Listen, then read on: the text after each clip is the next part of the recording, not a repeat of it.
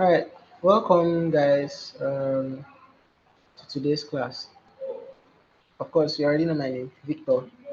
And then today we are going to be looking at the break and continue statements, which and how they are being used, right? And then we'll look at functions, because I know we've already started using functions, right? Apart from functions, we are also going to look at recursion, how recursion works.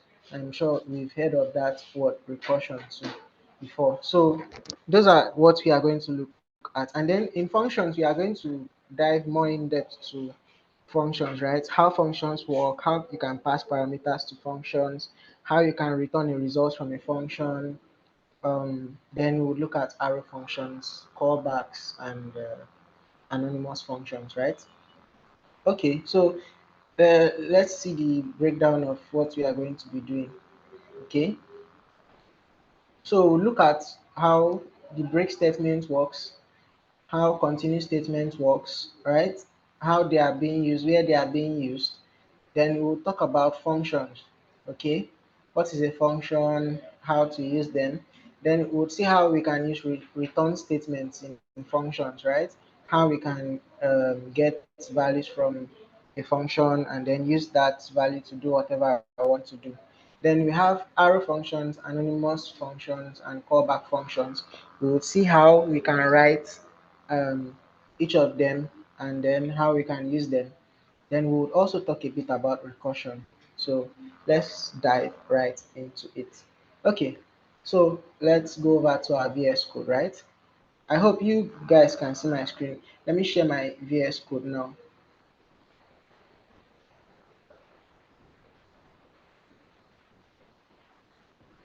Um, okay, just a minute.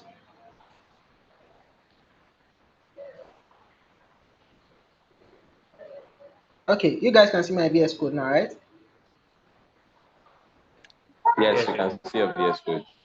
Okay, and it's big enough, right? Okay.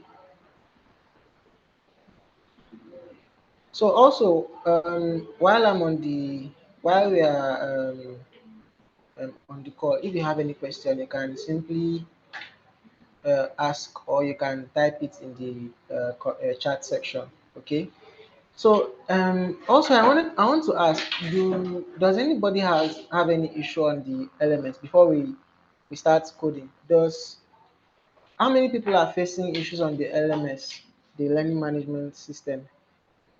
Anybody here facing any issue? Maybe you can't sign up or you are finding it difficult to maybe see a particular uh, um, task or any of those things. Right? Anybody here?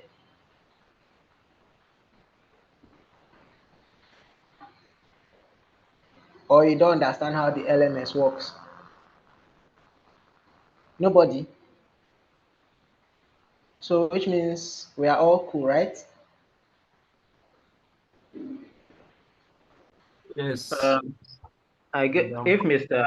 Sikag was around, I think he should have had. I think he's still having problems. He has not. I don't think he has even signed up. He's still asking questions on the Discord channel. Okay, However, for okay. me, I had submitted my assignment using the air. Is it the Airtable.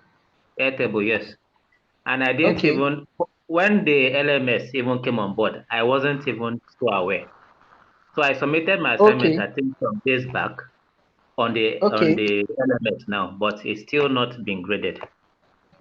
okay. All right. I remember I graded everybody except um, the I graded everybody before except people that didn't give me permission to view their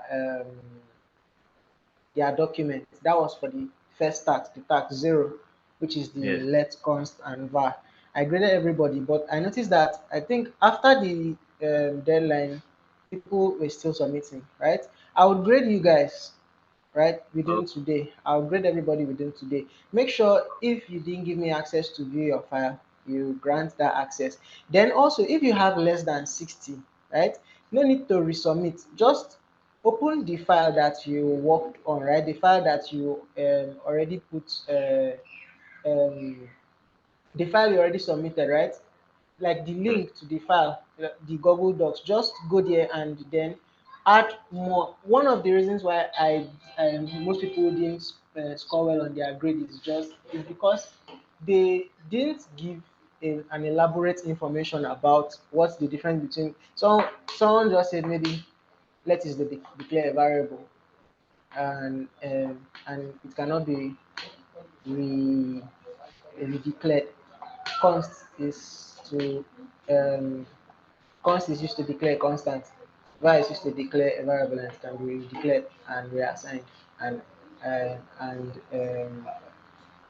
it can be declared and reassigned, something like that. Just that's really really short, right? No example, no elaborate explanation. There are still information that is missing, right, on those kind of assignments. So just go there and then add more. For people that score less than 62, I'm going to go through um, each of them again. I'll go through each of people that score less than 60. I'll go through their documents. If you've added more information, then I'm going to um, grade you again, right? If you add more information, then for the guessing game, yes, definitely too. I'm also going to finish up grading on that. And today is the deadline for submitting, so I'll do all that today. Then someone said, I can't see the second task. That's the guessing game on my dashboard. So one of the reasons why you might not see the second task is either you've not been graded on the first task, or you've been graded but you didn't meet the cutoff mark, or you've been graded with a good mark but you've not been promoted um, to stage one yet, because everybody's in stage zero. So that's one of the issues, or one of the reasons why you might not see the guessing game task on your dashboard. Okay, do you guys Oh, understand? yes. Okay, nice. So there's no recording on the guessing game class. Yeah, today is the uh, deadline, right? So today I'll grade on the guessing game and then I'll go back and check on the let var and const game. Sorry, the let var and const assignment, and then I'll grade again, and then people that were already graded that didn't meet the cutoff mark, I'll check what they did, and if what they did is has more information, right, I'll then grade them. Okay. So is there any other question or any other challenge? Well, so someone is asking me to do the game again. Do the game, the guessing game.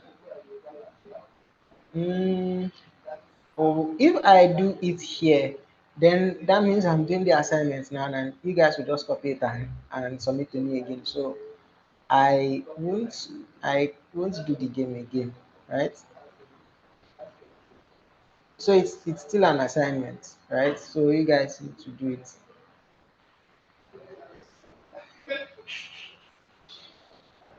So I hope there's no other question.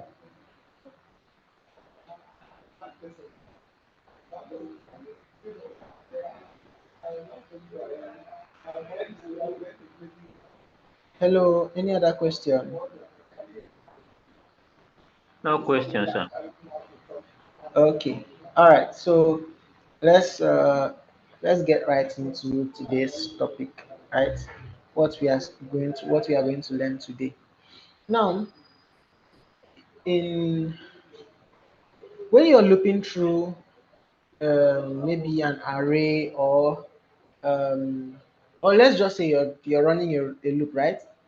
You might you might want to stop the loop, or you might want to stop the loop if a particular condition is met. That's even before um, even before how do I put it? You might want to stop the loop abruptly without the loop reaching its condition to stop, right? You can break out of the loop, and then you can also skip a particular iteration in your loop. Okay, now the continue statement is used to stop a loop and then start it from its next iteration. Okay, so let's see an example of how to do this in programming in JavaScript, right? Let's say I want to print out numbers, random numbers, right? But then when the number I'm trying to print out is an even number, or let's say when the number I'm trying to print out um, is higher than 20, for example, I want to stop. Okay, let's see how we will do that. So let me write. I'll say for let I equals to 0, I is less than I don't know, I want to try it let's say 100 times, right? Then I'll say I plus plus. Okay, now in here I want this loop to break when once I meet, or let's say um if I try to run this code, right, and then I meet an odd number, it should skip the odd number. But if I meet an even number, it should then print the even number and continue, right? I could write an if statement inside here to check that. So to check if a number is an odd number, I could say if I let me generate a random number first. So I'll say um, let random number equals to math dot round. I like using round. Now say math dot random times let me make this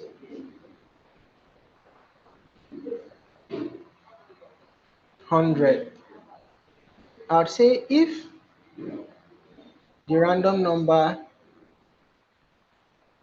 when divided by 2 as a remainder, right, that okay, that's not equals to 0. So what I'm checking here is if it's a random number, right? Oh, sorry, if it's a number that is an odd number, right? I could do something like maybe I could console.log um, random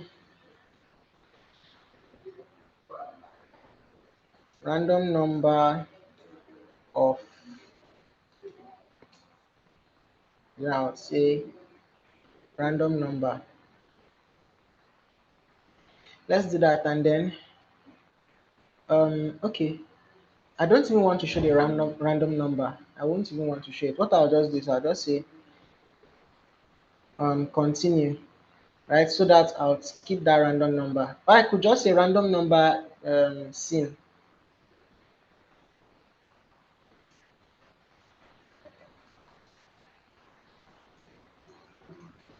Random number generated. I think that would be okay. Continue. But then if it's an even number, then I would want to do console.log then I want to print out that random number. Okay, this code is going to run 100 times, but within that 100 times, if we see any um no let me if we see any odd number, right, we don't want to print out the odd number. We'll just tell the user that an odd number was generated. Sorry, but if it is an even number, we'll want to print it out. Okay, we can write this. So this code is just saying, while after generating a random number, if when we divide that number by 2, it has a remainder, right? It has a remainder. So the remainder is not equals to 0, which means there's a remainder.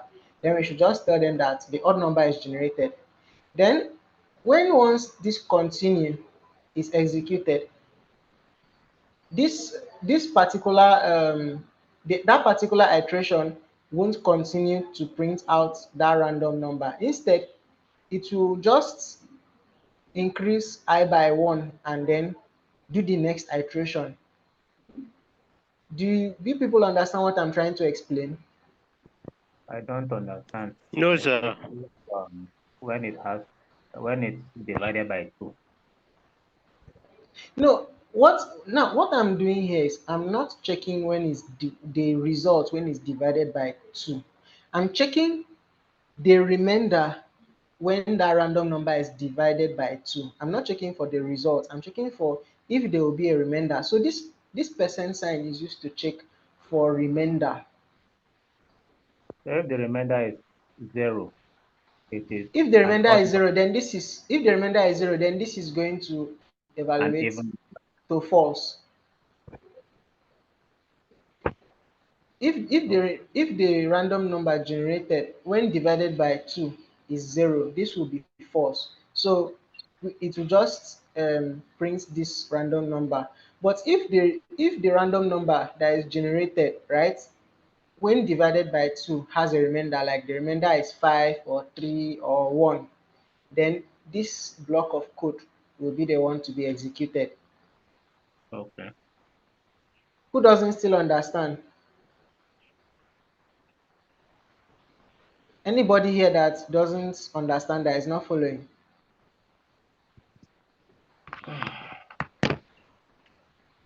Hmm? Please, I'll take it again. I don't really understand. Okay, let me do this. Look at the loop properly, right? We are saying this loop should run 100 times, but in each of the iteration for this loop, we are generating a random number between 0 to 100, because we are using math.round. Math.round might round up. If the number is like 95, it will round it up, then we would have 100, right, Abi? If the sorry if the number is 99, sorry, if the number generated here is 99, right, it would round it up to be 100. If it's maybe 94, it's going is it would sorry, if the random number here generated is 99.9, for example, it will round it up to 100. Yes, that's why it's math dot round, right? If the number is 1 point let's say 0.4, is going to round it up to 0. Yes, like that, like that, like that. But then this is going to generate a random number between 0 to 100. Now when that random number is generated, we want to check if that random number, when we divide it by 2, will there be a remainder or not?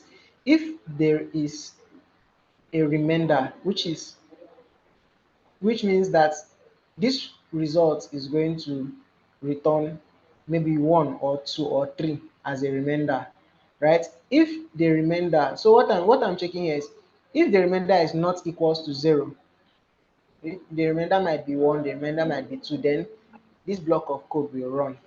Then when that block of code runs, this continue will prevent the loop from running this particular code for that iteration. Instead, it is going to this continue is going to make the loop move automatically to the next iteration, which is adding 1 to this I and going. Okay, for example, let's say the first time this code runs, right? let's just let's just try something, an example. Let's say at the first time this code runs, I is 0, right? Yeah. Then the random number generated is, let's say, 2, right? 2 divided by 2, right, is Yeah. 0. Abi, sorry, 2 divided by 2 is 1, yeah, but the remainder is 0, right? Yes. So in fact, remainder is of 0 means that there is no remainder. So this block of code won't run. Okay. So instead, it's going to print out 2. Abi? Yes. So the result here is going to be 2 for the random number. So we can say random number will be equals to 2, right? That's what will be printed. Let's say at the second iteration, right, which when I is 1, the random number generated is like 7. Okay, Mm. so 7 divided by 2, right? That's 3 6, remainder 1. right? That's 3. Sorry, that's 3 remainder 1. Now 3 remainder 1. Now since we have a remainder of 1, right? So this place will be saying, is this divided by 2 not equals to 0? At that point that we have 7 now, this will result to true. Do you understand? Yes. The random number, which is 7 divided by 2, the remainder is not equals to 0. The remainder is 1. So since the remainder is 1, this is going to resolve to a true. Do you understand? That is confusing. The first instance you said it will result to true too. If No, no, no. 2 The divided first, by the 2. first, no, the first instance, this will be false. This first instance that it generates 2 for the random number, Yes. this is going to be false. Mm. So since it's going to be false, this is not going to run. Okay. 2 divided by 2 is 1, remainder Yeah. 0, right? Right? Yes. So the remainder is 0. So if the remainder, and we are checking where the remainder is not 0.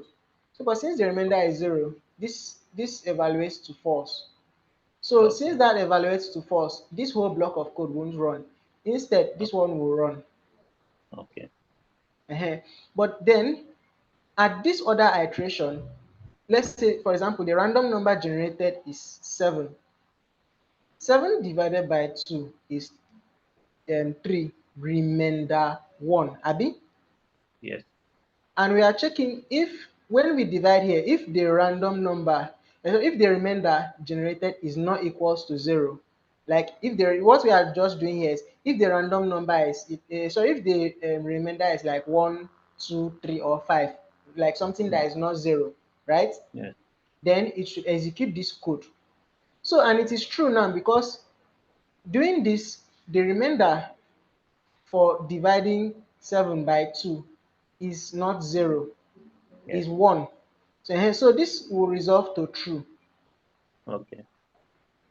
Who doesn't still understand? So if that resolves to true for this particular iteration, then this statement will run. Who doesn't get? Who is not understanding it? Understood Yes, now, I sir. get it now. I get it You now. get it now? Mm. Yes, sir. Okay, now when this happens, right, the output will be this. The output won't be this would what we'll have as output, right? The output Yes. would be odd number generated.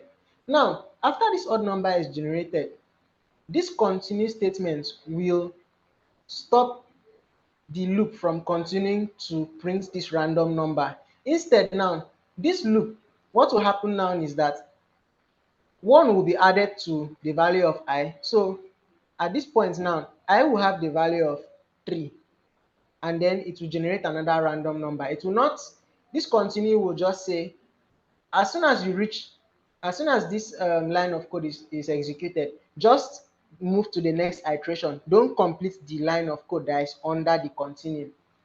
Okay. Do you understand? Yes. Who is getting it very difficult? The only question I have to ask here is, uh, is this Now, this if statement, Yeah. must it stand on its own, or can it also be I don't know how to put it. Can it also flow with other conditional statements? Like you can add an else statement here. Okay. Yeah, you can add else if statement, and as much as you want. Okay. Yeah. So you can what we are trying to achieve here, you can also achieve it with an if and else statement. So instead of writing continue, you can then put this in an else Okay. statement and run it, and it will run. Okay. But then the reason why I'm using only if is I want to make us understand how this runs, like how the continue works. Okay. Okay, so Sorry, let's Mr. run this code. Victor. Okay. Can you So hear I me? have, although you have Yes. not, although you have not gone to break yet, because you talked about break. Yeah, And I talked about break. is continue the same thing as, or can it serve the same purpose as break? No, continue is not the same as break. Okay. Now, if you look at what is happening, right? Yes. Have you seen, Yes. if we scroll up to the beginning, the first time in the first iteration it generated an even number, right? And since the Yes. number generated was even, right, it showed it out there. But then the second time it generated an odd number, right? And then since it's an odd number, it just showed odd number generated. And notice it did not print the odd number to us. It just, so what happens is this continue is like saying, okay, as soon as you print this out, right? This odd number generated. When once the continue statement is encountered, the continue just like tells the whole loop, oh yeah, go to the next iteration, right? Just go to the next iteration. So let's say at this point, right, I was 0. At this point, I is 1, right? As Yes. soon as you reach continue makes the code run again, right? At this point where this odd number is generated, I is now 2. At this point, I is 3. So Do you guys? why does the odd number not, instead of odd number generated, why does the odd number not appear itself Yeah, because I I did not the in continue not logic? statement is preventing it from continuing to print out the odd number. Okay. Who is not following? So observation, please. Okay. So in your own terminal, it's printing out the random number, right? The ones in is it the Yes. green, kind of a light green? These numbers here, Yeah, yeah, those are the yes, random yes, numbers, right? yes. Okay, Numbers. but mine is not printing out the random number. It's just giving me the odd number generated. Check the way you wrote. Check the way you wrote the your loop. Check it. Compare it with mine. There might be something Okay, you're missing out on. okay. Okay. So here, what do we see? We see that when it is, if the number that is generated, the random number that is generated, the modulus, like dividing it by 2, it doesn't have a remainder, right? Let's say the remainder is 0. This line of code doesn't execute. Instead, it's just going to show us that random number. Okay. Okay, but if this is if let's say it's an odd number that was here, right, that was generated as a random number, right? Of course, you know that the odd number, the remainder for doing that division is not going to be 0 if it's an odd number, right? It's going to be maybe 1 or 2 or 3, abi. Yes. So the continue statement, now if what we are checking here resolves to true, this continue statement, right, this block of code is going to run, so it is going to print out. Now let's do like this. Let me remove this Let me remove this continue and let's run the code again and see what is going to happen. Let's see how it is going to run without the continue statement. Do you notice after printing, okay, let's pick this one. After printing odd number generated, it still logs out the odd number. Shey you've seen? Hello, can you guys see? It said odd number generated, then it output the odd number. This is an even number, right? But every time after you see odd number generated, it then outputs the odd number. Then after outputting the odd number, it moves to the next iteration. This continue statement is just saying move to the next iteration, move to the next iteration. Imagine I put that continue statement here. What do you think is going to happen? It will generate the random numbers, but it is not going to continue to execute this line of code. So which means you're not going to basically see anything printed on your console. Okay. Do you guys understand? Yes, sir. Anybody finding it difficult to understand what I'm saying? So even if I put this continue now above the console.log, right? It's not this console.log will never run. This console.log will never run, right? You don't put statements below the continue statement. This statement here in line 5 now will be unreachable by this code, right? So if you're going to do anything like this, you have to put it before the continue statement. Okay. So who is not understanding? Who is finding it difficult to understand what I'm explaining? Nobody. Everybody understands, right? So far, so good. Okay, no problem. Let's continue. Now, this one can be used this way, okay? All right, nice. Now, what if we wanted it to be that once it generates um,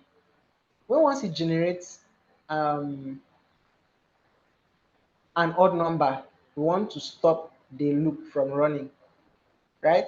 We don't want to move to the next iteration. We just want to stop the loop from running. Okay. If you want to do that, that as soon as it generates an odd number, it should stop the loop. Even if we've not reached 100, we've not printed 100 things out, right? This is how you would do it. You just use your break statement. So break statement, as the name implies, is used to break out of a loop, even when that loop hasn't fulfilled its full condition, right? So if we execute this now, right, and we come back here, break, then we come back and we click here, we say node index and we press enter. You see, it generates the first number, and the first number is an even number, right? It's not an odd number, it's an even number, 72. So 72, yes, divided by 2 is not going to give you any, 72 modulus 2 won't give you a remainder, right? So which means this evaluates to false, and then it brings out the 72, which is this one, right? Then 50 modulus 2 doesn't give you a remainder, so this is false once again, right? And then this random number is printed. But at this point that odd number is generated, an odd number was generated, right? Like a number, okay, what is an even number and what is an odd number? Let's start from there. Who has an idea? Let's see from there, please. Okay, an even number is a is a number that when it divides itself, it has a remainder, right? No. no No. Can I comment, please? Yeah, Even okay. the number that can be divided Number by that 2. when divided by 2 has no remainder. Yeah. So an even number is, yeah. Okay, say it, yes. Okay, I don't know Someone if was I saying have one. something. A number when divided by 2 that has no remainder. Yes, that's an even number actually, right? A number that Okay. when you divide by 2 doesn't have any remainder, okay? Okay. But then an odd number is a number that when you divide by 2, you have a remainder. Okay?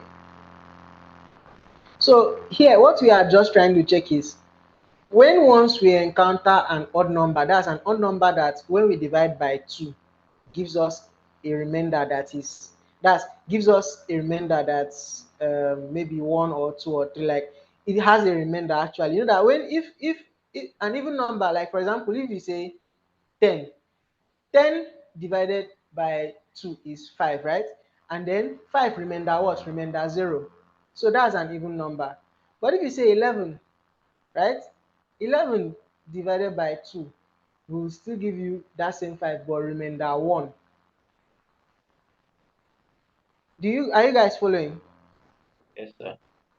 So what we are checking here is if the remainder is not 0, that's if the remainder is 1 or 2 or 3 or minus. Of course, you cannot have minus something as a remainder, but if the remainder, right, is, let's say if the remainder um is greater than 0, I think that's where you guys are. Let me say if the remainder is greater than 0.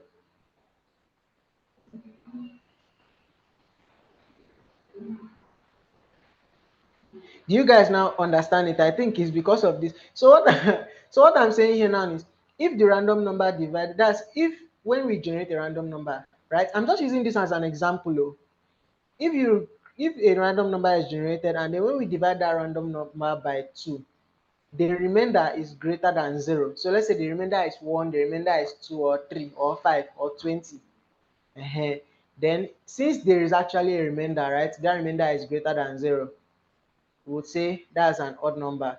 But if dividing it by 2, the remainder is 0. Like for example, 10 divided by 2, 5. Remainder what? 0. So if it is 0, right, it means this is going to evaluate to being false, right?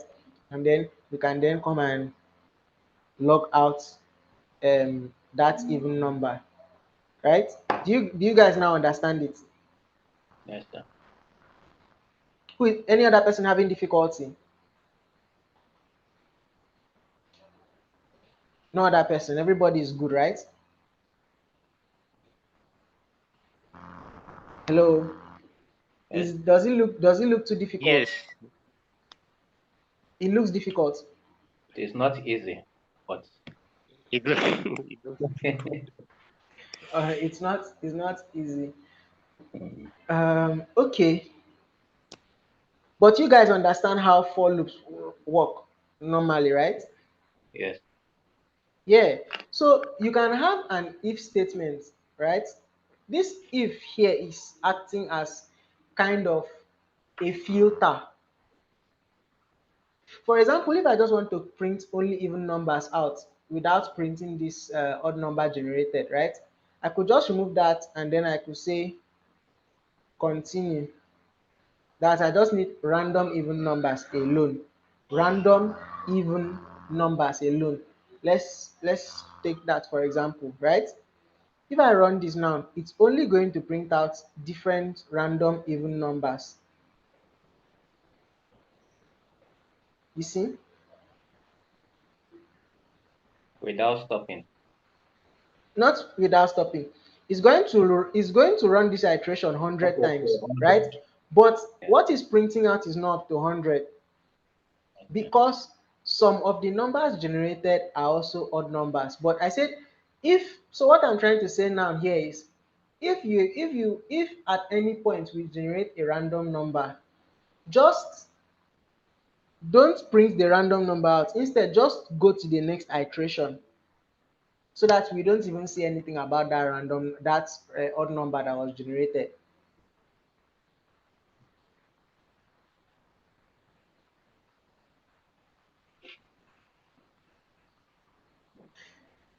Another you So, can no okay. Another way you can do this thing is you can do it this way.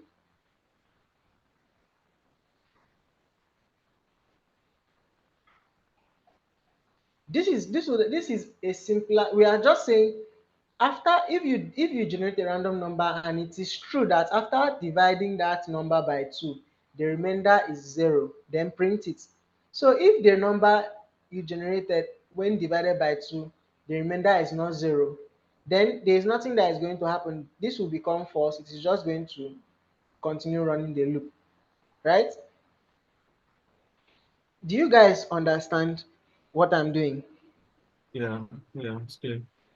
My mind is telling me that somebody here doesn't understand what I'm doing. That So person should speak up. I'm still trying to figure out why mine is not running. When I change the operator here to the greater than under the if, on the Yeah. if line of statement here, when I Mm-hmm. changed it to the greater than, what I had was a non-numeric, the NaN. Now when I change it to Okay. this double equal to, Mm. I'm not having anything at all. Look. At this math.random, did you put this bracket here? Yes, Check your code. yes, sir. Yes, sir. I put the self bracket there. Then look at what you're checking as the condition. Is it the same as mine? Yes, exactly, sir. On the closing bracket. Yes, I put Yeah. the closing bracket. Wow. Yeah, it's the same, sir. Are you sure? Check it Yes, very sir. well. Yes, I can even snap and send if you want. Okay, we are going to solve that issue, but that would be after the class, right? You can paste it on the group. You can screenshot and paste it on the channel. So I'll look at it and then I'll show you what to do. All right, sir. Thank you. Okay, but then check this condition too. This condition for the for loop, or the argument for the for loop, if yours is correct. Yes, it's the same thing, sir. Okay, no problem. We'll solve it later. Okay. And please, one more question, please, before I go. Okay. Is this the first loop that we are treating? Because I didn't attend the last class to the end due to low battery.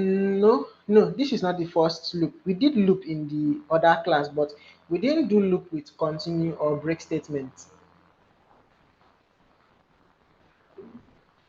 We just did loops like that, just loops. We didn't do it with a break statement or a Okay, continue statement. We did for loop, we did while loop, we did do while loop.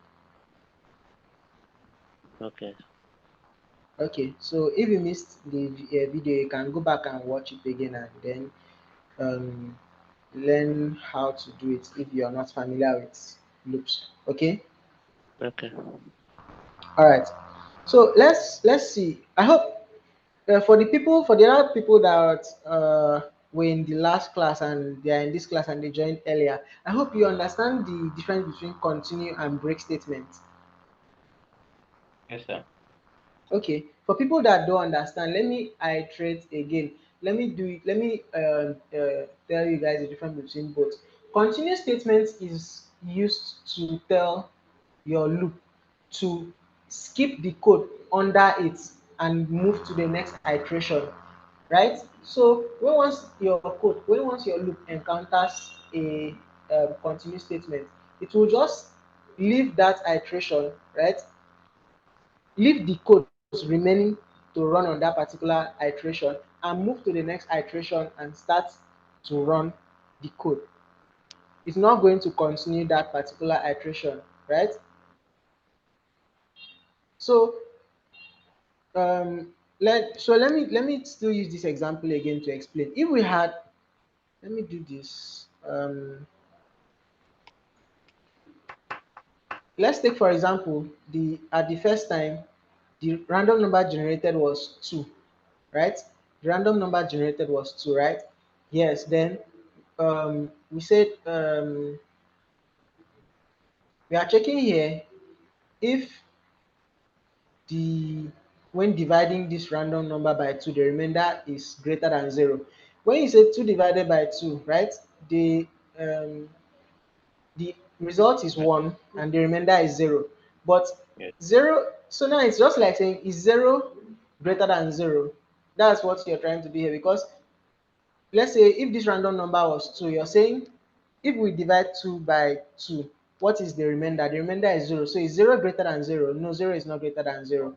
This is not going to run. Instead, this particular line of code is the one going to run. So random number of 2 will be printed, right? Then after that, of course, you add 1, to this I, right? After adding 1 to this I, you check. Um, I okay, for this first iteration, I is 0, right? But then after when it has run, let's say this first iteration, and then it's moving to the next iteration, 1 will be added to this 0. So I will become 1. So we'll check, is 1 less than 0? Yes, 1 is less than 0. We generate a random number. Let's say that random number was 7. We now check 7 divided by 2, right? Will there be a remainder if we divide 7 by 2? Yes, there will be a remainder, and that remainder is 1. And we are checking if, now it's just like saying, is 1 greater than 0? Because this 7, right, divided by 2, right? 7, the remainder when 7 is divided by 2 is 1. So it's like checking, is 1 greater than 0?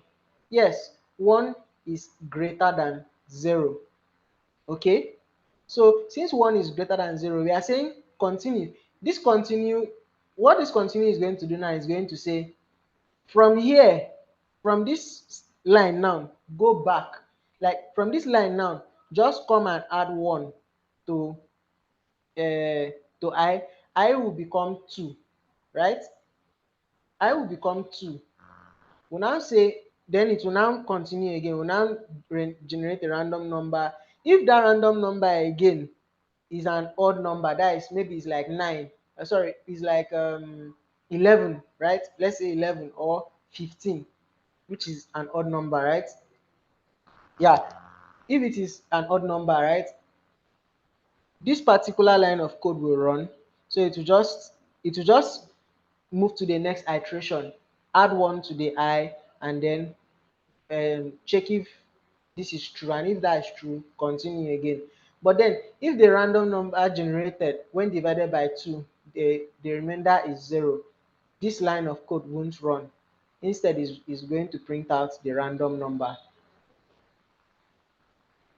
Okay, but then if we use break is not going to skip an iteration, like skip an iteration and then go to the next one. Sorry, excuse me, break is going to stop the loop from running when once we hit an odd number. So if we do that now, see, let's say at now, what happens is that the first random number that was generated was an odd number. That's why this didn't even print anything. If we run it again, we see that 94 was the first number that was generated, and since it is even, this one runs, this line of code runs. But maybe the next number after 94 that was generated was an odd number, right? So since it's an odd number, the break statement stops that particular code from continuing. So it stops the loop from running again, right? So it just stops, it doesn't continue. Okay, any question? No, sir. Okay, no question. Cool. So with this break and continue statement, you can use them for your for loop, for while loop, for your do while, right? You can use them for those three. But then when you're using your for each or map, you would mainly use return inside them, inside your map or your for each or your filter. You can't, you use break and continue for pure loops, for um sorry, for while and your do while. Okay, so let's continue, let's move to the next topic, right? So the next topic we are going to treat is functions. Okay, so does can anybody tell us what a function is used for? What is a function, or to your best of knowledge, or So, from what you understand about functions, what are functions used for? Functions are used to return the value of an argument after it's been run. Well, partially correct, but it's not all functions that have arguments, right? And it's not all functions that might return something, right? Some functions are void, right? A void function is just a function that doesn't return anything. It just runs. Okay. So, but Okay. there's a little idea in what you've said, right? But any other person can try. Who else can wants to try?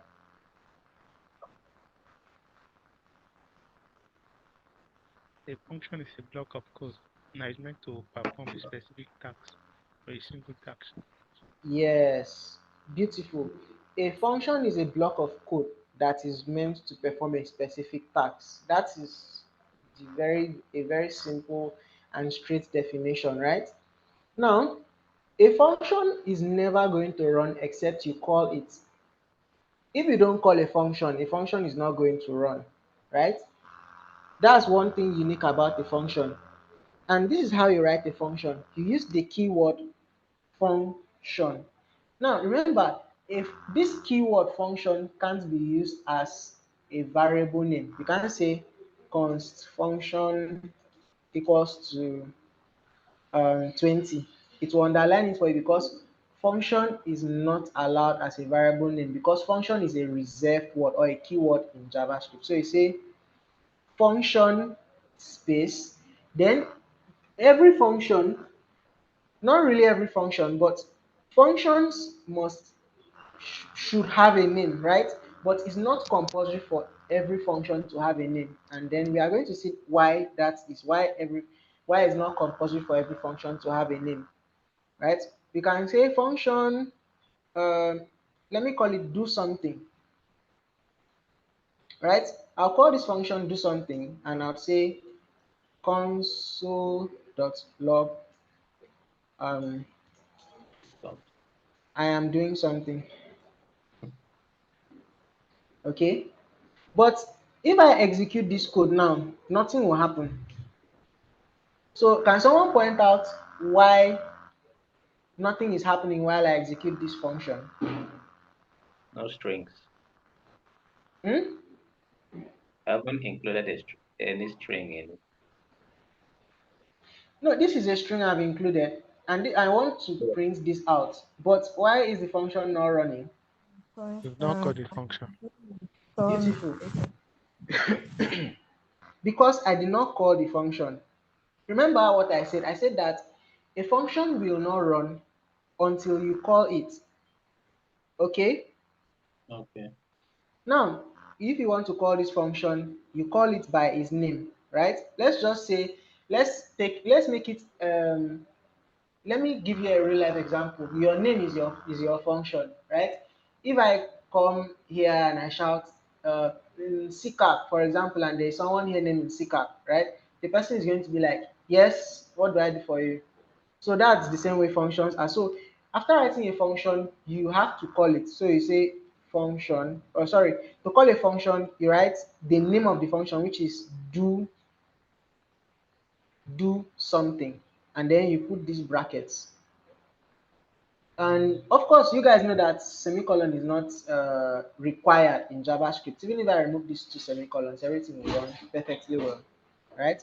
So if I come and I execute node index, you see, now it prints I am doing something because I've called that particular function, right?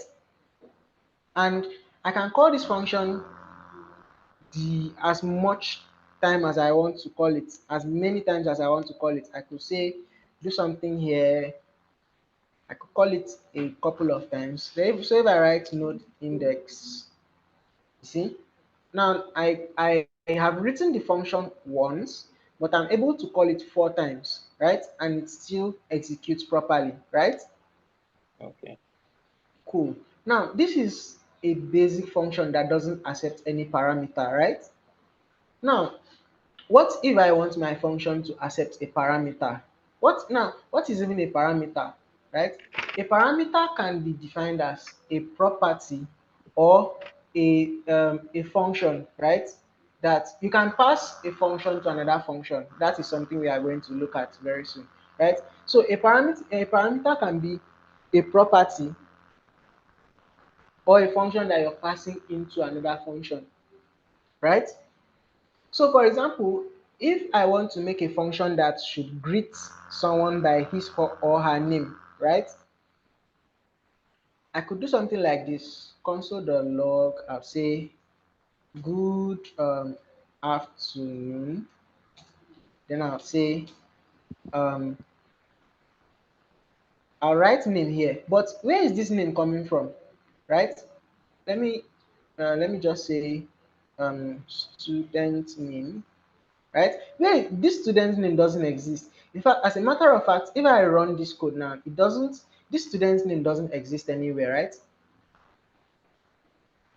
Sorry. If I said do something, it should say good afternoon on. Okay, it's not even showing undefined. It's saying, yeah, it's telling us that the student name is not defined, right? But then how do I make it know each student, right, by its name? This is what I can do. On the function, right, I can pass this student's name as an argument or a parameter. When you're passing it here, it's called a parameter, right? So I could just say student name there. Now, if I say, um, who is here? Who is here? Um, let's say Mr. D, right? Mr. D here, and I do node index. Sorry, node index. You see, it's now showing good afternoon, Mr. D, right? I can call it with someone else's name. I could say, I could call this with a shirt, right? Say, now it's saying good afternoon, Mr. D, good afternoon, a shirt, right? That's because this parameter, when this function is run or is executed, right? This parameter here, right, or this argument here is mapped to this particular parameter of student's name. Okay, so while we say do something and then we pass in a parameter, that parameter now is being replaced with this student's name. So at the when this is running now, student's name is being replaced with Mr. D, and then that Mr. D now is being passed here. Okay, and then when we say good afternoon plus student's name will show Mr. D. When this other one runs now, the student's name here is replaced with Eshet. And since student's name is Eshet, we can then get that value from here and use it to do whatever we want to do, right? You can use this to create a calculator self, right? Let's create a simple calculator. We'd say function wants to create a calculator that adds two numbers, right? You can Sir, please, say can you slow down a little bit? Sorry, please. Seems you're too screw. fast. Okay, should I go back to the format code? Yes, exactly. Yeah, thank you. Just Okay, let me create the um add function quickly here. So I'd say function add, right? I want to add two numbers, let's say A and B, right? And then here I want to console.log that's the value of adding them. So I could say A plus B, right? And I can also create a function to subtract the same two numbers. Also, let's say subtract any two numbers. I say function subtract A comma B. Then I could say console.log A minus B, right? The person that was copying this code, are you done? I want Yes, to remove it. yes, yes, yes. I'm done now. Okay, all right. So I could do this, right? I could say, I could then call add, right? And I could pass into numbers 2 and 3, 2 and 3, all right? And then I can subtract, I could subtract 5 and 2, right? And then if I run this code, you see that 2 plus 3 is 5 because I said a plus b. So a will be replaced with the value of 2, b will be replaced with the value of 3. So we are saying 2 plus 3, and we are logging it out. So that's why we have 5 here. The same way we are also doing that, we are also doing the same thing for the subtract. So a here will be replaced by 5, while b will be replaced by 2, right? Now you can also see that your functions, right? Your functions can accept more than one parameter, right? I can make it add 3 numbers, 5 numbers, right? By increasing the number of arguments I have here. Okay, I can increase and I can have c here, right? And I then do a minus b minus c, which is going to work out perfectly.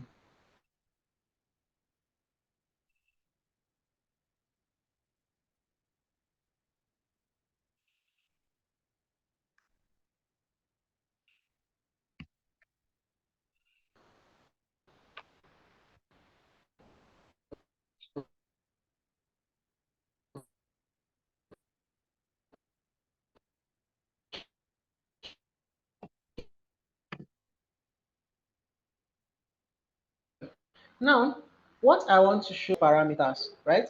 Because functions, right? For example, oh, sorry, was anybody copying what I write out? Am I free to delete this? Hello? Yes, sir. Yes, Yes, sir. You are Hello? free to delete.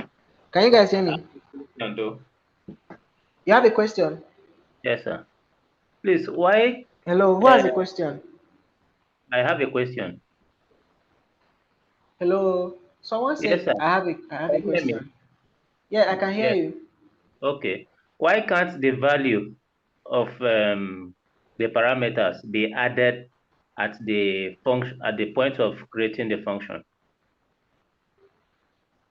If you add the values at the point of creating the function, then the value of a and b will always be that particular value. Do you understand? Okay. You So won't be this one able is just to. to be able to change at will. Yes, so it will be, yeah, this makes it possible to change it at will, right? As you Okay. want to change it and the rest, right? Okay, any other question?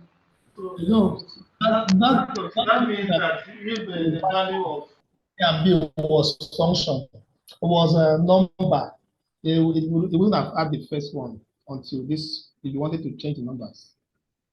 If the value of that A and B was number at first, so that first one that you say console.log A minus wouldn't have worked because of you brought a back here.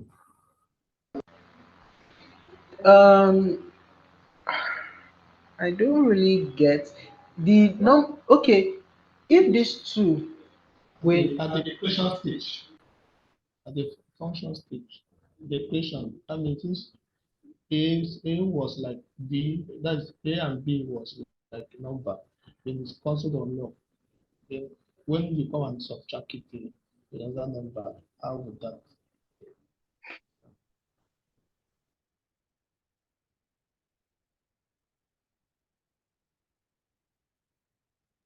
So this one, if it was like normal A minus B, A 4 minus 3, then after that you got this subtraction. What would happen? You can just change it. Like that place you have A minus B. You make it a number. Then you change the number in the down flow.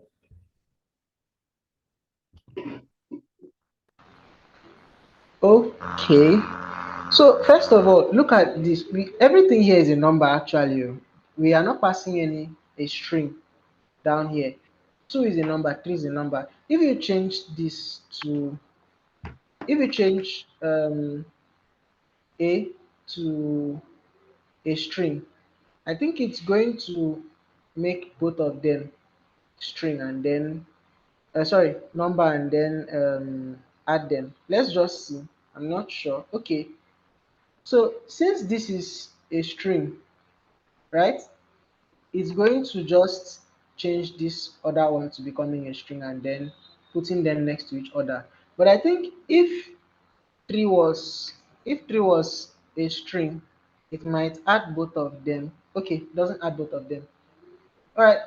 Here, if any of what you're trying to add is a string, right?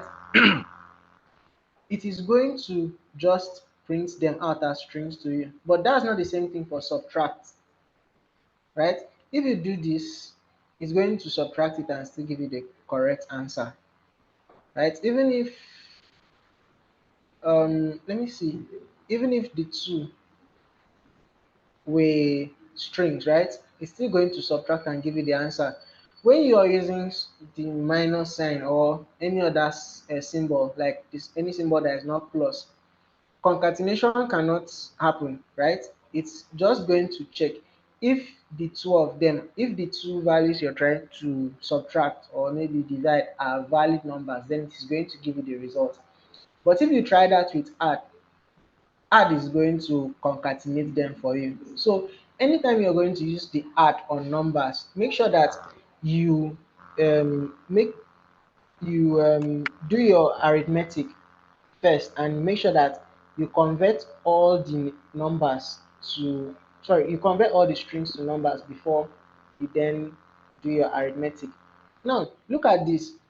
If I want it that no matter how, even if you pass a string here, right, it should still give us the correct instance. This is what I'll do.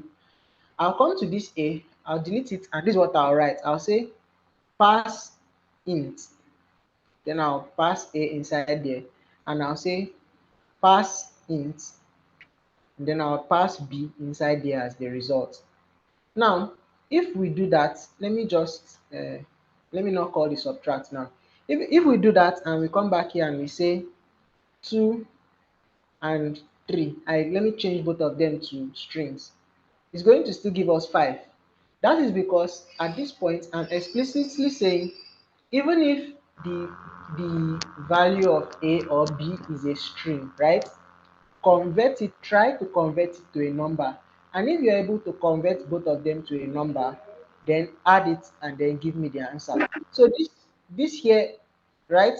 This pass int is forcing whatever we've passed in here as a or b to be a number before we then start doing our arithmetic on it, right? So this is like a safe way of doing maybe your addition, so that no matter what they pass, unless what is being passed in is not a number, maybe it's high, for example, then it should give you not a number, right? It should give you NaN here just means that what you're trying to do, right? The result is not a number. What you're trying to do is not valid.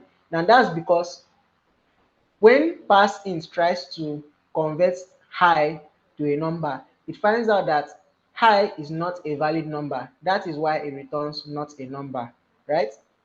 But if this is a valid number, like maybe 5, for example, it's going to give you the correct result. Okay? Who is not understanding? I hope everybody understands. Everybody's following. Yes, sir. Yes, sir. Okay, fine. Okay, now this is the basics of a function, right? Now let's go back to that our Ashet and Mr. D um, example. Let me show you something, right? If we called this function, right? If we call this function without a parameter, like let me call the second one without a parameter, you will notice something is going to happen. You see, the first one shows good afternoon, Mr. D, but the second one shows good afternoon undefined, right? You can declare a default parameter for your argument. So what is a default parameter? A default parameter is um, a default parameter is just a way of telling your function if if you're being called and you're not given an argument, then you should use this as your parameter or as the value of that argument.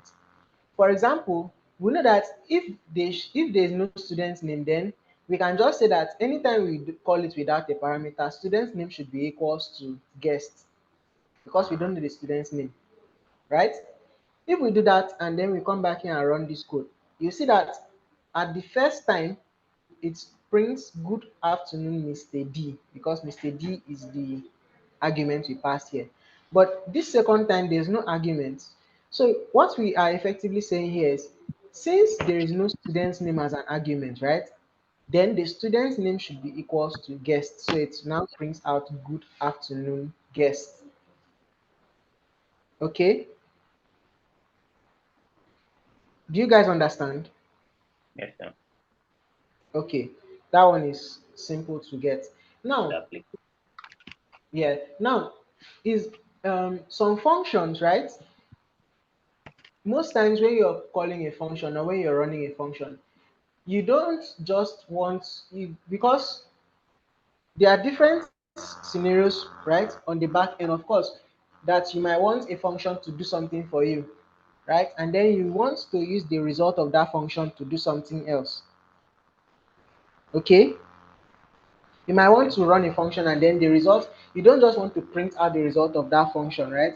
You want to call a function, give it some parameters, and then after when that function is done with that, the result of that parameter, it shouldn't just log it out. It should send it back to you. And then you can even collect that result and pass it to another function or something like that. Okay, now that is where the return statement comes in, right? So return statement is used to get the result of a function and then use that result to do maybe whatever I want to do, right? So let's see how we can do that with an add statement. Let's say add, and then we have let's say A and B, right? Then, but at this point, I don't want to log out the result, so I could do something like this. I want to return A plus B, right? I want to return A plus B.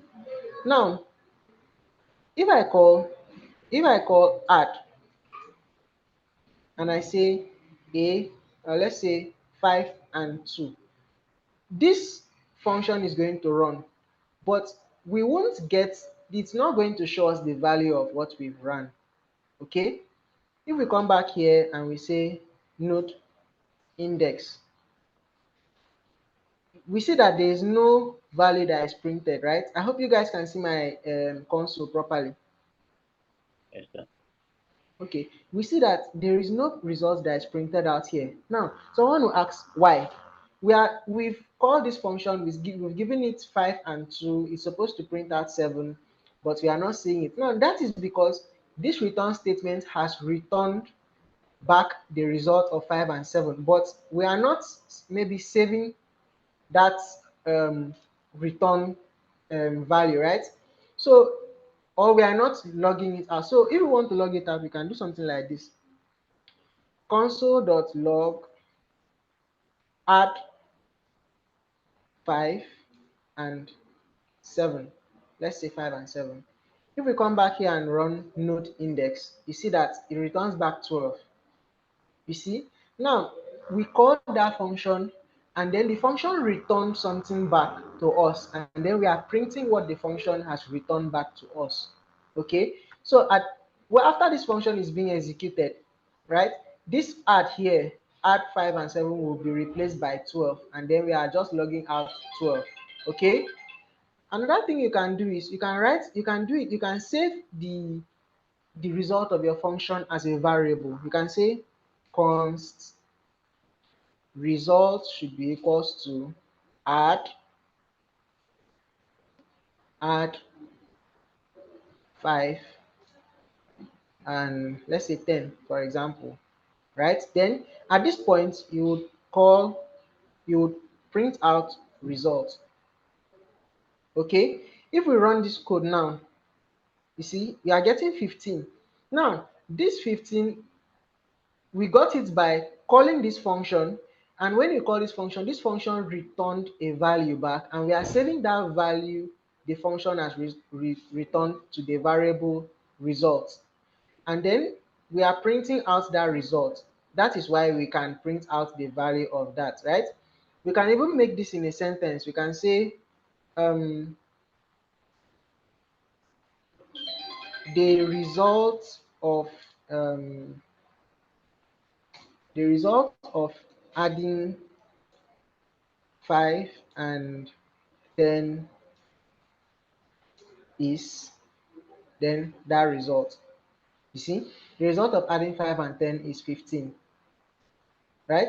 We are now, the function is not doing it directly. The function's job is just to do something, give us back the result. We can create another function that does another thing again, right? We can do this. We can say we can create another function and say maybe show result.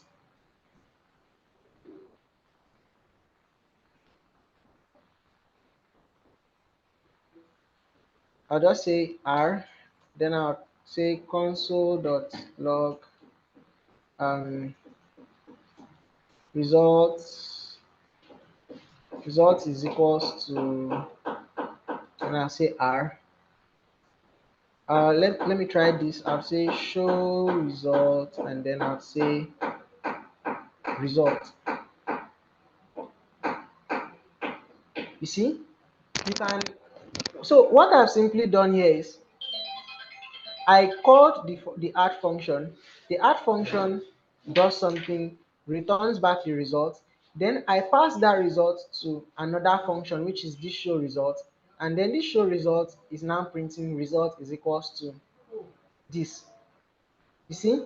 So what I've simply done is I call this function did something, return a result, and I'll pass that result to another function and call that function to do something else.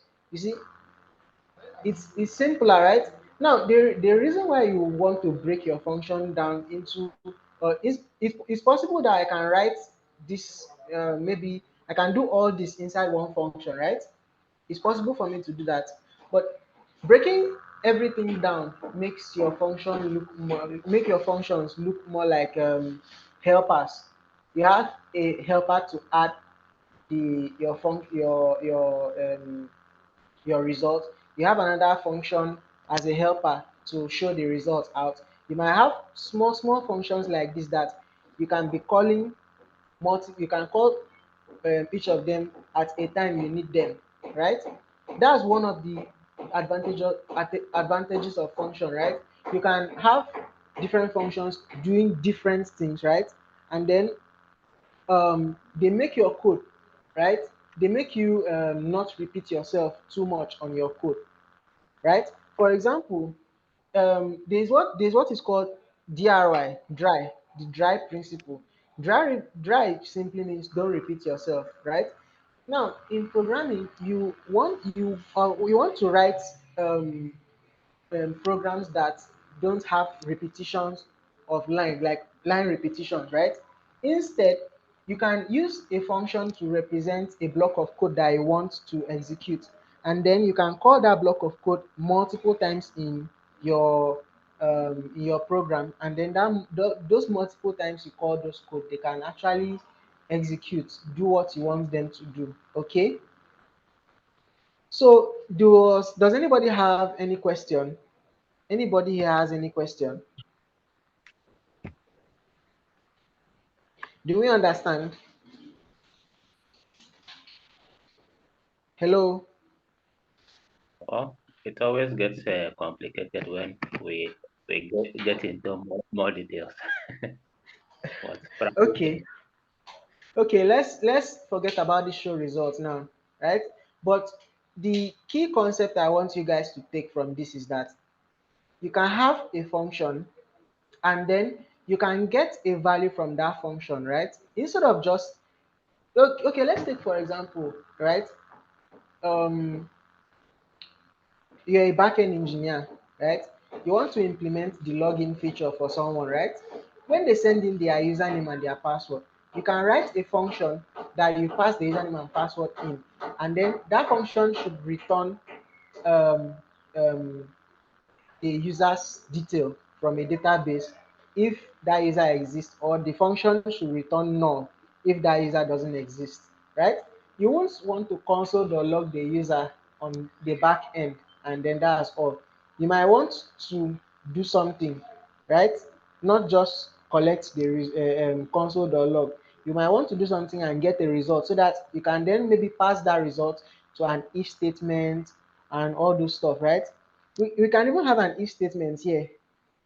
You can say results if result is greater than, or let's say let me say if results divided by 2 is equals to 0, then we can log out that um, we can log out that this is an even number, right? But then else we can um, log out that this number is an odd number.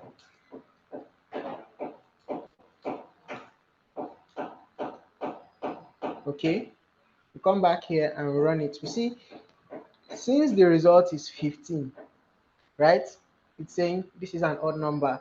But then if I change this to 9, you see that it's showing this is an even number, right?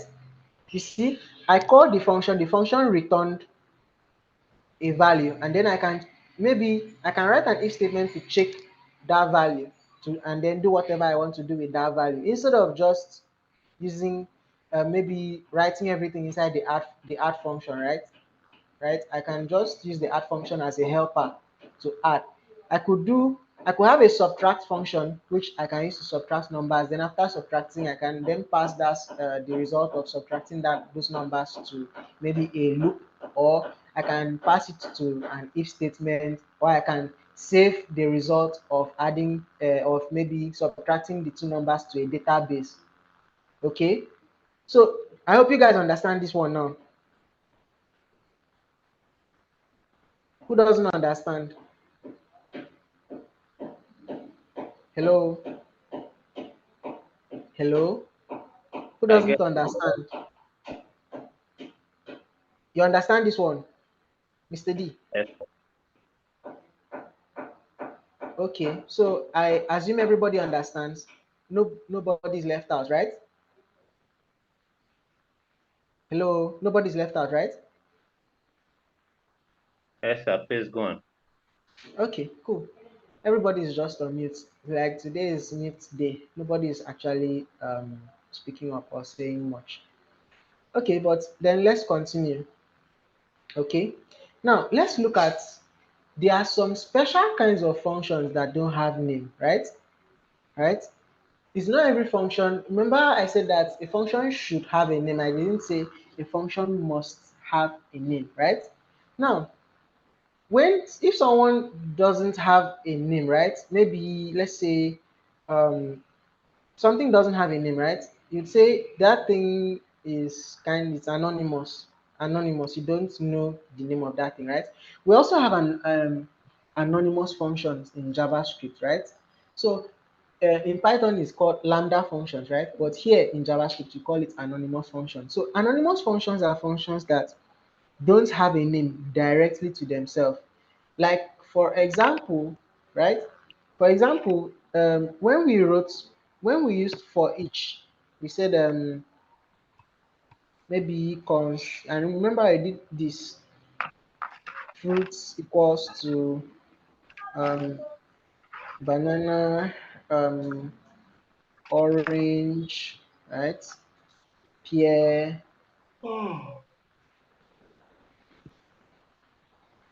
Sorry, please mute yourself, or you guys should mute.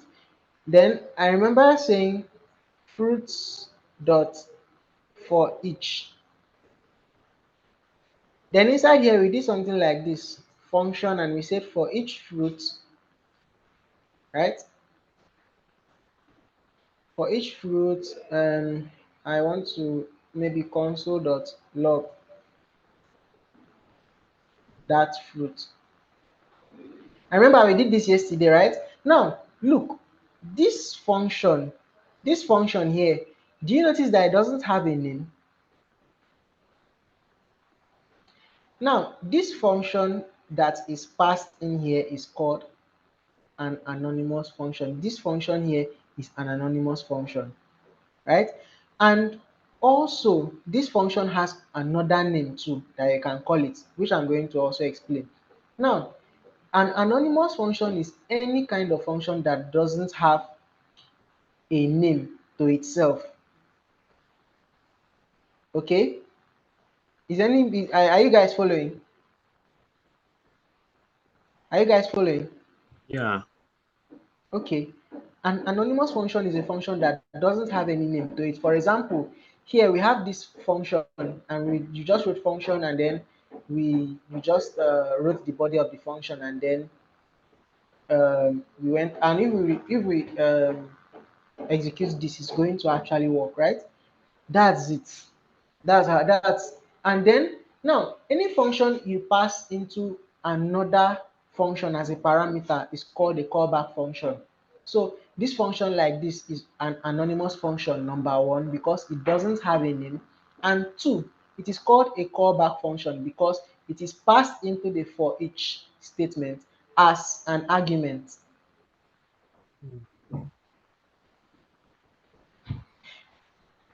Anybody finding it difficult to understand what I'm saying? Yes. Okay, look at this. There's a difference between um, function add, right, and const. Let's say, let me use subtract for example.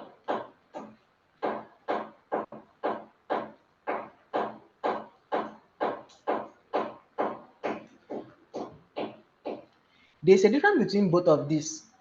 Can you guys see? Yeah. Now, this function here that we have written here, look at it. It doesn't have a name directly to itself, right? Yeah. This function here is anonymous. Hmm. But look at this one now. This one we said function, then we gave it a function name, and then after that it has a function body. This is a normal function, a normal JavaScript function, right? This is a normal JavaScript function. But if you look at this one, right, this function doesn't have a name. This is an anonymous function, right? And it can be used as similar to how this can be used, right? For example, I could say return, let me say a plus b, a b, and I could say return a plus b. But then here, of course, a b, and then I could do the same thing here, return a minus b. It's going to work perfectly. No, it's not going to have any issue, right? I could say add, I could say uh,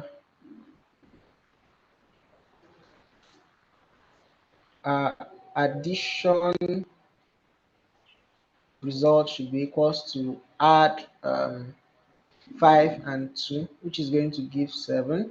And then I can log out addition results. Yes, definitely. And then I could also subtract, right? So const subtract results equals to subtract. Then I could say 5 and 2, right? And then I could then console.log subtract subtract result. If we run this, everything is going to run normal, right?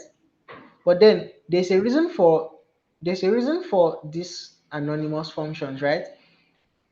When you pass a function to another function as an argument, then there's no need for that function to have a name, right? Because that function is just going to be that function that way it is. There's no need for it to have a name. Okay?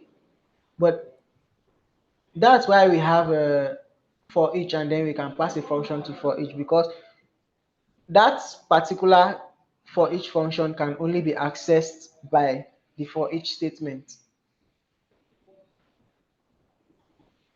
Let me explain. I did something like let's say an array. For example, I just use that to for each, right? And then we pass the function here, something like this, something similar to this. I'm just using, don't mind this for what I'm writing here, right? But then this function here that is used for the for each can only be accessed by the for each. You can't call this function out of this for each statement. That's why there's yes, that's why there's no need for this function to have a name, because it's only going to be accessible by for each. Okay. Okay, you guys understand it now, right? Right. Cool. So, but any function that you want to be able to call anywhere, right, should have a name so that you can use that name to um yeah, to call it at any time. Okay, and then also this function here too, because it is passed to for each as an argument, this function here is also called a callback function. Okay, Yeah. now let us write our own callback function to add things. And I know this is going to be really confusing to a lot of people, Sha. But let's do it regardless, shall we? Sure. Okay, cool. Let's create our own callback function. Remember, before we did return, we return something from a function, but now we want to create our own callback function. So this is how we'll do it. We'll say function, um, let's say add result, right? Now, this our function is going to get the value of A, the value of B, and it's going to accept a function that is going to have that value, like the result of our arithmetic, right? This is how you Yeah. write your own callback function. And this is going to be interesting. We'll say A, B, and our callback. I'll just call it callback function, right? This is how they write callback functions. So we can say, inside our function, we can say const result should be equals to A plus B. Then after that, we can then write callback function, and then inside here we pass result. This is how callback functions are written. Then now, if you want to use this callback function, you can say add result. Then inside this bracket, you put the value of A. The value of A can be 4. Maybe the value of B can be 5. Then comma. Now, the next thing to put here is a callback function, which can be an anonymous function. So you can now say function, and then this function here is going to accept the result. So you can call it whatever I could call it VAL, right? If I console.log, if I console.log VAL, it's going to give me the result of adding 4 and 5. Interesting, right? Yes. If I say if I run node index, can you guys see it's giving me the result as 9?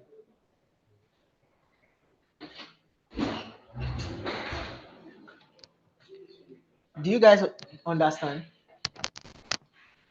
It's still a bit confusing. It's still a bit confusing. Yeah. Okay, where do you not understand? Where after the callback function was assigned to the result, Mhm. right? Mm-hmm.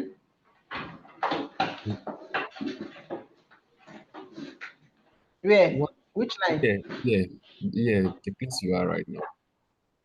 Okay. That's where. Now, So what that. we are doing is, what we are doing is, whatever callback function the user is going to pass while he's going to use call this add result, that callback function is going to already have a parameter of result, which is the result of adding these two numbers.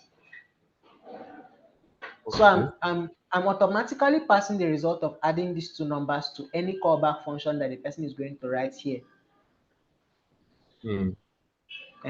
So now, when you're calling this function, you now pass the value of A, you pass the value of B. This function you're passing is always going to have this result here. Okay. This result here is going to be the result of, is going to be, if I change this to hello, let me show you. If I change this to hello, now I run this code. Whatever function I pass here, when once I give it maybe an argument here, whatever the name is going to be, and I print it out, is going to be the result of what I pass to this callback function. Okay. And I can pass multiple arguments to that function. I could do something like this. I could say const result, and I can just write maybe um, hello there.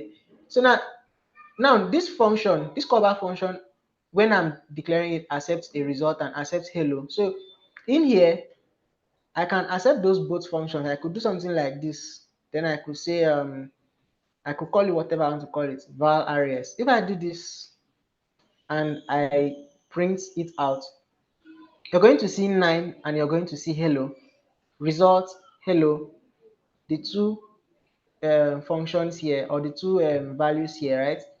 And Yeah. then I'm printing them out here. If I swap these two, if I put result here and I put hello at this other side, it's going to change here. Hmm. Hmm. So if I said hello and result, now see, Wow. it's swapped. Okay. Yeah. So this is how you can create your own callback function. You see. Now there's this way of writing an anonymous function that or let's just say is a special kind of function, right?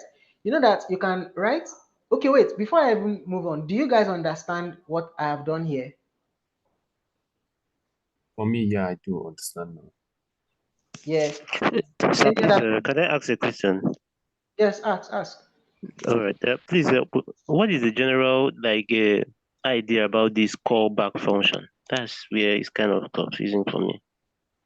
Okay, the idea of this callback function is that you want to be able to pass a function, right? Okay, for example, now here at this point, now we can receive this value and then we can do whatever I want to do here without maybe how do I put it? Maybe without calling any other function outside or passing it to any other function, right? We want it that as soon as we call add result and we pass these values, we can get the result and then we can do anything we want to do with that result here, right? Instead of maybe getting it as a variable outside and then we decide on what we want to do, right? You can just write everything as just one full function like this, and then just know that everything that has to do with um, um, maybe adding result and getting it and then executing what you want to execute is just written all in one, right? You can write something like this as your callback function, right? And then do whatever I want to do with it. It's simpler to write this, right? Like to me, it's simpler to write this than if I'm using return now. Maybe okay, for example, I can write my if statement and else statement inside here to check if this value is an odd number or an even number inside here. There's no need for me to write it outside. Okay, let me remove this hello. Let me just remove it and remove this one. I can this value now, this VAL now is going to be replaced with the result that I passed when I was creating the function. Okay, and another thing, this callback function is automatically called when this add result is called, right? After the add result adds these two number and passes the result to this function. This function too is automatically called. That is why it's console.logging out this result, right? So if you want to have a situation where you can write a function, right, and then you can write a callback function in that same function and call that callback function automatically when once the result is being computed for whatever you're doing. You can use the callback function to achieve that. So if I run it once again, you see that we have 9 there, right? And you guys now understand, or it's getting difficult? It's okay, sir. It's understandable. Okay, well, I'm sure it's not really everybody that is getting how it's being written. It's getting worse, right?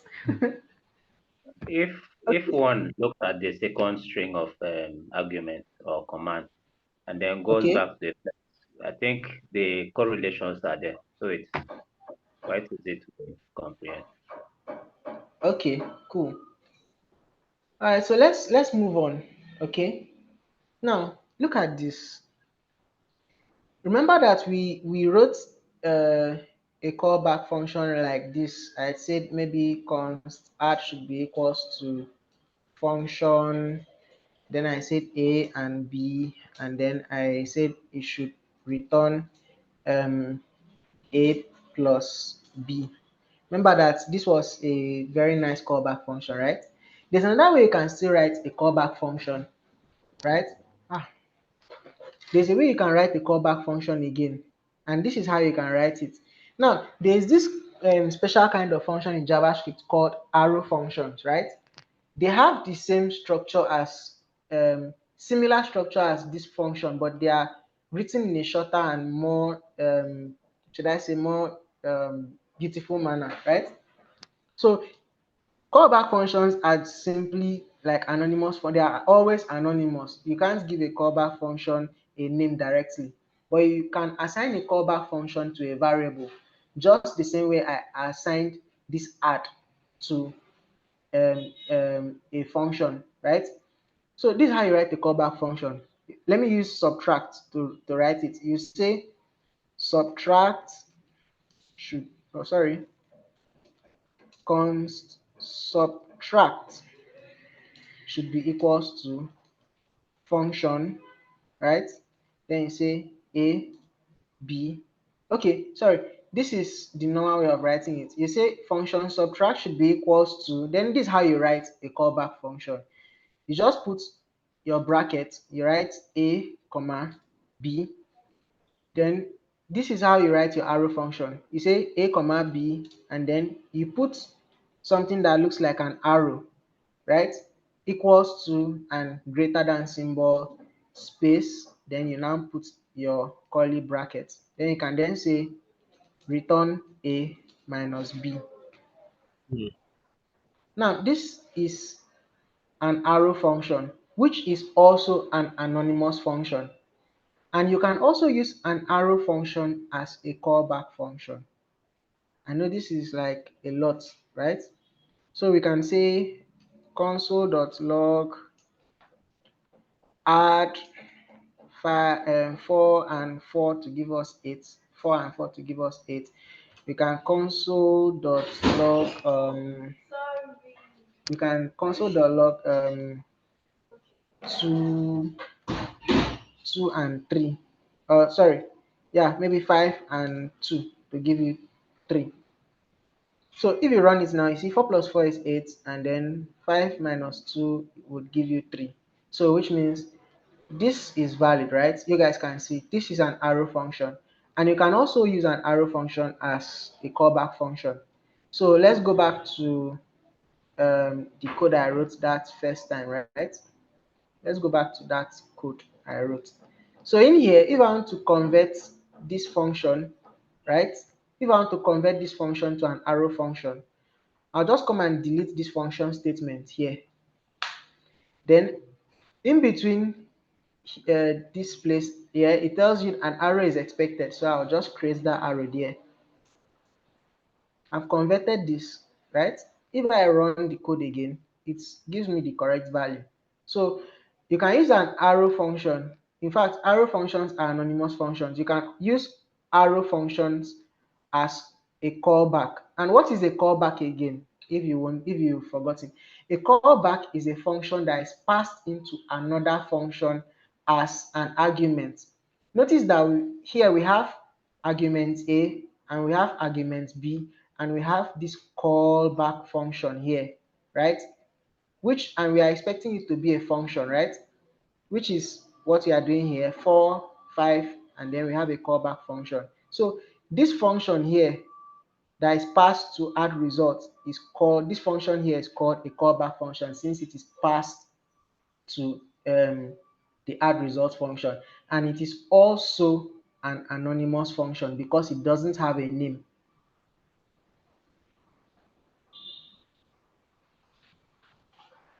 Who is not following?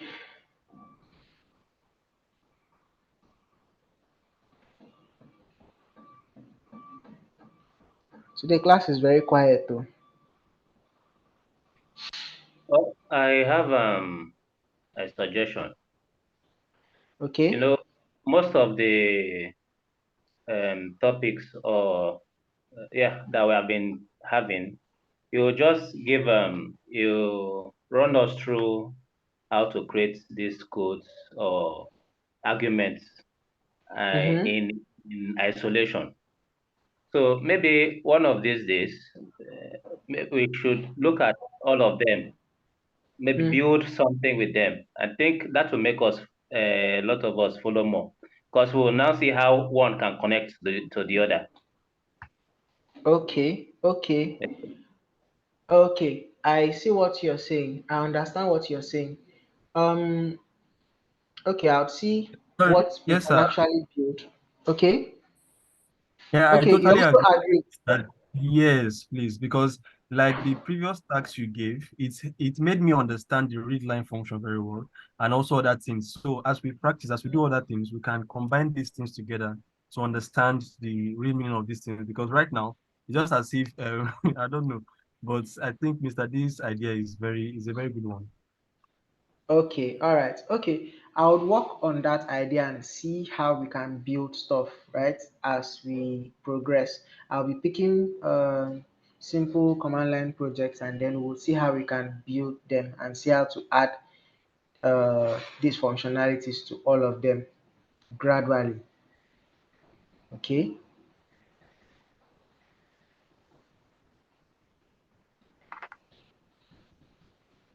All right.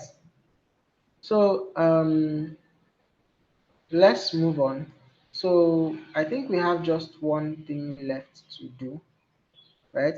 Which is recursion. And I'm not really going to go in depth into recursion because it will confuse, it might confuse a lot of us here.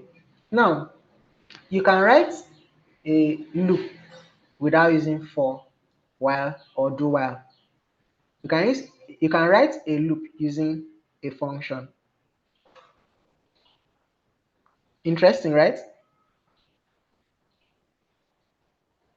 Hello. Yes, sir. It, doesn't that sound interesting? It does. It does. Okay. So, but then how do we do it, right? Let me write a function. Let me write a function that counts down to 0, right?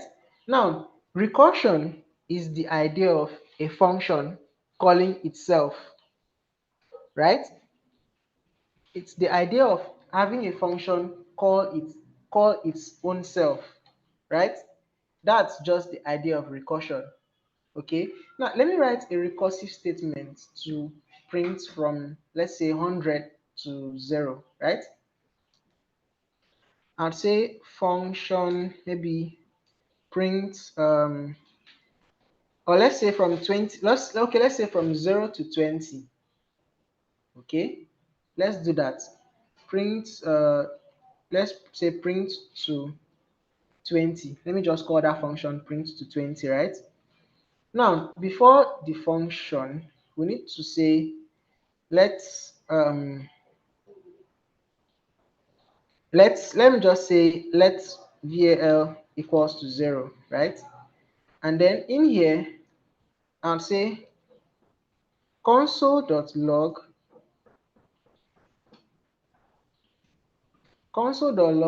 the val, right? After logging that value, I would want to add 1 to that value, right? So I would say, okay, before adding 1 to that value, right? I would say, okay, after logging out that value, yes, I would want to say I plus plus, right? But then I want to have a base case, right? That now this is how recursion works, recursive function work.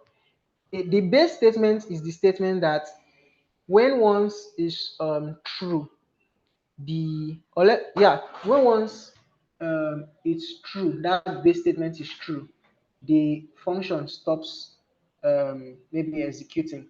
Okay, that's how recursion works. So let me just write this: console.log value increase value by 1. Then we want to check if if the value is equals to 20. Oh, sorry, if the value is not equal to 20, if it's true that the value is not equals to 20, then we should still call print to 20, right? So what I'm saying here is, now if the value, right, that I'm trying to print, if that value is not 20, then just keep calling the function. But as soon as it's 20, right, then don't call the function again. So if I run that code now for you to run it, you have to call print to 20, print to 20. And if we come back here and we say node index, what happens? It says I is not defined. Okay. Okay, sorry. I'd say I'm supposed to say val plus plus, not I plus plus. If we come back here, let me clear this and I say node index. Did you notice that it's printed from 0 to 19, right? Yeah. Yeah, it printed from 0 to 19, right? So now, how is this even possible? How is this possible? We first call the function outside, right? Then what happens is that the function prints out 0 first.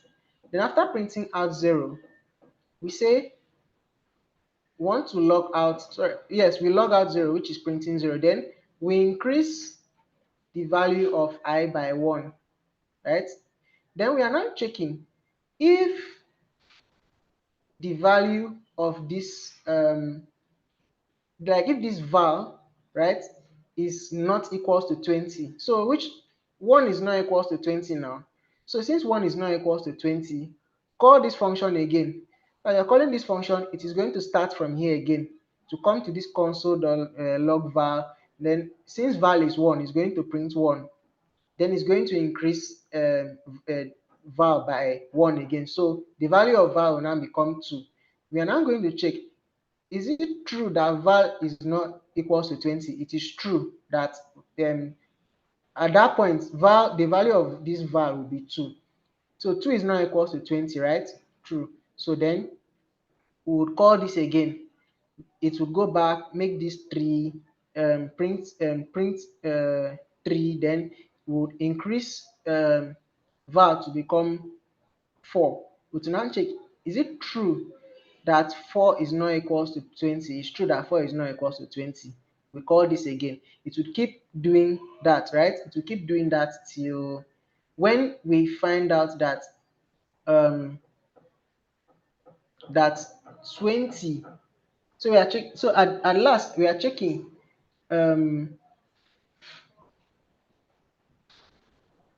Is 20 not equal to 20? That's what we will check at last. Is 20 not equals to 20? It's false that 20 is not equals to 20, right?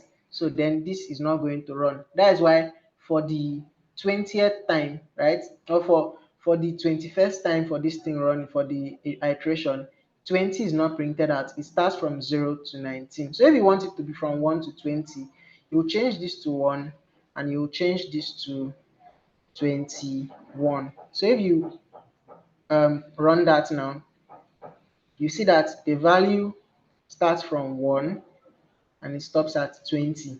Okay, so this is a simple recursive statement. So just take what to understand about recursion is a function calling itself in itself, a function calling itself inside its body, inside the body of the function, right? You call, just think of onions. Onions has the outer shell. If you remove the outer shell, you still see another shell inside, right? If you remove that one, you still see another one, like that. That's simply how recursive a recursive statement is, right? When you go into the statement, you see that statement call, and this is possible. Yes, you can see a function, right? And inside the function body, right, that function is being called again. Now, be careful with this. If you don't have a base case, a valid base case, you can run into an infinite loop, a loop that loops forever and ever until maybe you stop the code, right? So, but that's the basic of a recursive statement. Just your take home should be a recursive statement should be is a statement that calls itself by like in its body. Okay. Okay. Please, I have a Yeah. question. Okay. Ask. Why did on line 10? Why did you still call call the If function you name? don't, okay, if you don't call it here, it's not going to actually work. It's not going to like this line 10 just starts the function. You get? Okay. If you don't call that, is not the function is not going to start at all. Okay. See? So that line 10 is just like to start the function. Okay? Okay. All right, sir. It's just to start the function. But then when you call that line and you execute now, see? Then this starts the function, and then when once that function is called, this now happens. This kind of like customized loop now starts working out. Okay. Okay, sir. All right. So any other question?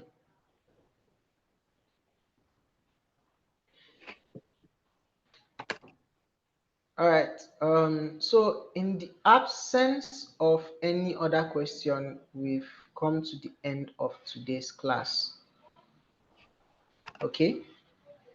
We've come to the end of today's class, and thank you very much for staying till this point. Okay.